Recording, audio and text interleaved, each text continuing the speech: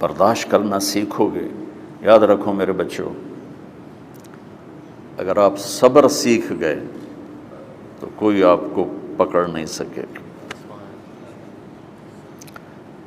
یہ جو ریسنگ گاڑیاں ہوتی ہیں نا، فراری اور مختلف ان کے نام ہیں، مشہور فراری ہے، اٹلی میں بنتی ہے. لیمبرگینی، یہ دونوں بنتی ہیں وہاں اٹلی میں. اور اس میں جو آدمی جا رہا ہو اس کے لیے سپیڈ لمٹ کی قید کوئی نہیں، ورنہ سب گاڑیوں پہ 120 کلومیٹر پر کے اوپر جائیں گے تو جرمانہ ہوگا. لیکن جو آدمی لیمبرگینی میں جا رہا ہے یا فراری میں جا رہا ہے اس کے لیے کوئی جرمانہ نہیں، چونکہ وہ یوں کرو تو 1 سیکنڈ میں وہ 120 پہ چلی جاتی ہیں، صرف اتنا کرنے سے شوں ایسے جاتی ہیں. تو میں آپ کو ایک لیمبرگینی دینا چاہتا ہوں، فراری 8 کروڑ کی ہے. فراری 8 کروڑ کی گاڑی ہے فراری. کئی دفعہ وہاں جب جاتا ہوں تو کوئی نہ کوئی بٹھا دیتا ہے، یہ آپ کو ذرا سیر کرائیں. وہ ہمارے کو تو شوق کی کوئی چیز ہے نہیں، وہ نوجوانوں کے شوق کی چیز ہے. تو 8 کروڑ کی گاڑی ہے، میں مفت آپ کو دے رہا ہوں. وہ ہے صبر. آخرت کے سفر میں اگر تیز چلنا چاہتے ہو، سب سے آگے نکلنا چاہتے ہو، تو صبر کی فراری پہ سوار ہو جاؤ. تمہیں کوئی پکڑ نہیں سکے گا، تمہارے کوئی قریب بھی نہیں آ سکے. کہ دنیا میں صبر کرنے والوں کا قحط آ گیا ہے. بڑے بڑے علماء ہیں اخلاق سے خالی، بڑے بڑے علماء ہیں صبر جانتے ہی نہیں. اور پورا معاشرہ سر علماء، تم کل کے علماء ہو اس لیے علماء کی بات کر رہا ہوں، ورنہ پورا معاشرہ میرے بچوں صبر سے خالی ہے. تم سیکھو.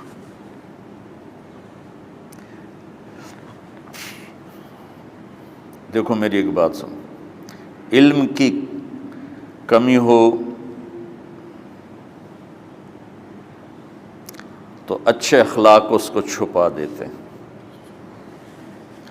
اخلاق کی کمی ہو تو بڑے سے بڑا علم بھی اسے چھپا نہیں سکتے. سارے عیب ہوں اور اخلاق اچھے ہوں تو اخلاق وہ چادر ہے جس میں سارے عیب چھپ جائیں گے.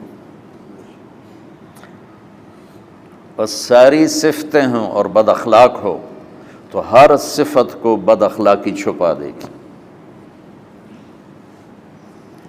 میرے نبی نے نماز لمبی پڑھی، اللہ نے روک دیا، کہا نہیں چاہیے. ما انزلنا علیک القرآن لتشقی، مختصر نماز پڑھیں، درمیانی نماز پڑھیں. پیسہ سارا خرچ کر دے، اللہ نے روک دیا. ولا تبسطها کل البسط، میرے نبی سارا خرچ نہ کرو، کچھ بچا کے بھی رکھو. تبلیغ میں اپنی جان کھپائی، اللہ نے اس سے بھی روک دیا. فلا تذهب نفسك علیہم حسرات، تبلیغ کرو خود نہ مر جاؤ. تبلیغ کتنا بڑا عمل ہے، اللہ نے کہا اعتدال. نماز کتنا بڑا عمل ہے، اللہ نے کہا درمیانہ ہاتھ رکھو. مال خرچ کرنا کتنا بڑا عمل ہے، اللہ نے کہا درمیانہ ہاتھ رکھو. جب میرے نے میں نے اخلاق میں بلند پرواز دکھائی تو اللہ نے کہا شاباش انک لعلی خلق عظیم. میرا نبی میں آپ کو شاباش دیتا ہوں، آپ کے اخلاق بڑے عالی شان ہیں. یہ نہیں کہا کہ اتنے بھی ذرا تھوڑا اکھ بھی کھائی کر، کوئی کوڑا ہویا کر. تو تم مولوی بڑے غسیلے ہوتے ہو. تم میرے بچے بیٹھو نا، اس لیے بات کر رہا ہوں. صبر نام کی شے ہی نہیں ہوتی. فقہ پڑھنا تو ہماری مت ماری جاتی. قرآن کو بھی فقہ کے انداز میں پڑھتے ہیں، حدیث کو بھی فقہ کے انداز میں پڑھتے ہیں. بخاری سے زیادہ امام بخاری پڑھاتے ہیں. ترجمۃ الباب پہ اتنا وقت لگا دیتے ہیں کہ حدیث جو اصل چیز ہے اس کی طرف توجہ نہیں جاتی۔ امام بخاری کی کتاب کا مقدمہ کوئی نہیں، تو اس پر جب بخاری شروع ہوتی ہے تو ہفتہ ہفتہ اس پہ سبق چلتا ہے کہ امام بخاری نے مقدمہ کیوں نہیں لکھا، جی میں سارے مل کے یعنی امام صاحب نے تو گلاں کی جان۔ میں اس کا اتنا آسان 1 منٹ میں اس سارے سبق کو ختم کر دیتا ہوں بخاری شریف کے، کہ دیکھو بھائی امام صاحب کا دل نہیں کیا مقدمہ لکھنے کو، اس لیے انہوں نے نہیں لکھا، گل مک۔ ایک حدیث کے عنوان اور حدیث میں جوڑ نہیں تھا، تو شیخ رمزی بہت بڑے فاضل آدمی ہمارے فیصل آباد، میں نے کہا شیخ یہ جوڑ کوئی نہیں، کہا شیخ ھذا من اصعب ابواب البخاری، یہ بخاری شریف کے مشکل ترین ابواب میں سے ہے۔ میں نے کہا بڑا آسان کام ہے، امام بخاری بھول گئے، ترجمہ کوئی اور تھا، حدیث کوئی اور لکھ دی، بھول گئے، بشری تو ہیں، کیوں بچوں نو مصیبت وچ پان دے۔ تو بچوں شوق سے جاؤ، بہانے نہ کرو، ہماری ذرا تھوک ڈال کے پیٹوں میں درد، وہ شامہ پہ جان گیا پھر توڑیاں، ٹھیک ہے نا۔ میں زیادہ بول نہیں سکتا ہوں، ضروری سمجھ کے آیا تھا کہ تم خوشی سے جاؤ۔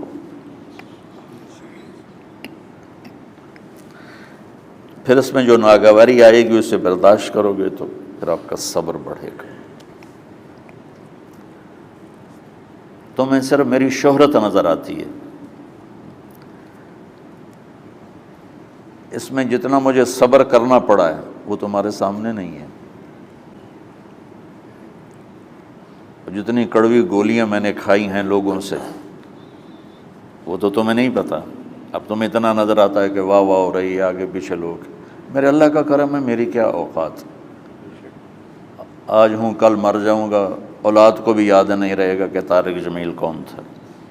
جو ہے اس میرے رب کا کرم ہے، مجھے اپنی شہرت سے کبھی دھوکہ نہیں لگا، تو میرے بچوں اس لیے بتا رہا ہوں، کوئی فخر نہیں، کہ مجھے اپنی شہرت سے کوئی دھوکہ نہیں، ایک لمحے کے لیے بھی مجھے دھوکہ نہیں، میرے دل کی گہرائیوں یہ بات اتری کہ سب میرے اللہ کا فضل ہے، اور برائی کرنے والا اور اچھائی کرنے والا میری نظر میں برابر ہو گیا ہے۔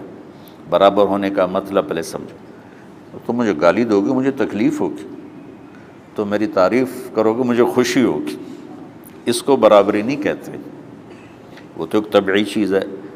یہ میں نے ہاتھ پہ اپنا ہی ہاتھ مارا تو اس کو درد ہو رہا، تو اگر میں مولوی شوکت صاحب سے بدتمیزی سے بات کروں گا تو ان کو تکلیف ہوگی، اور میں ان کی قربانیاں بیان کروں گا۔ یہ ذرا کھڑے ہو نا، ادھر ہاتھ دو، یہ اس سارے نقشے کے بانی ہیں، یہ پہلی اینٹ ہے، یہ 3000 روپے اس وقت لے رہے تھے 1985 میں 86 میں کراچی،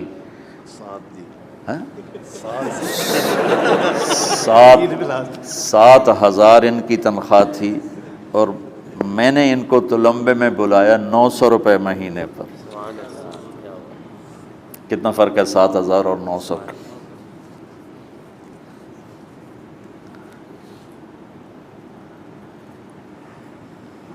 لوگ میری تعریف کرتے ہیں، میں اللہ کا شکر ادا کرتا ہوں، اور اس پہ میں تکبر میں نہیں آتا۔ یہ ہے مدح اور ذم برابر ہو جائے، یعنی تعریف کرنا اور برائی کرنا برابر ہو جانے کا مطلب یہ نہیں ہے کہ برائی سن کے اثر نہیں ہوتا اور تعریف سن کے اثر نہیں ہوتا، نہیں، برابر ہونے کا مطلب بتا رہا ہوں، اس کی توفیق، تائید، رحمت اپنی اولاد کو بتا رہا ہوں۔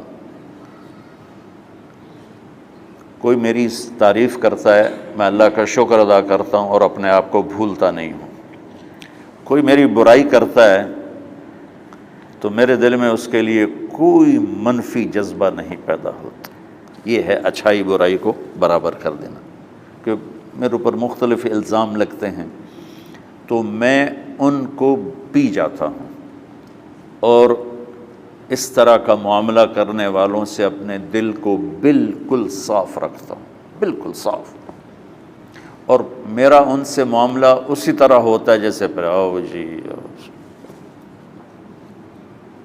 اپنی وجہ سے کبھی کسی سے قطع تعلق نہیں کرتا۔ تو بچوں، صبر بہت بڑی دولت، یہ تمہاری تبلیغی زندگی میں بھی کام آئے گی، علمی زندگی میں بھی کام آئے گا، جب تم گھر والے بنو گے، شادیاں ہوں گی، اس وقت یہ کام آئے گا۔ ٹھیک ہے، اب بہانہ تو نہیں کرو گے نا، خوشی سے جاؤ گے نا؟ چلو، السلام علیکم۔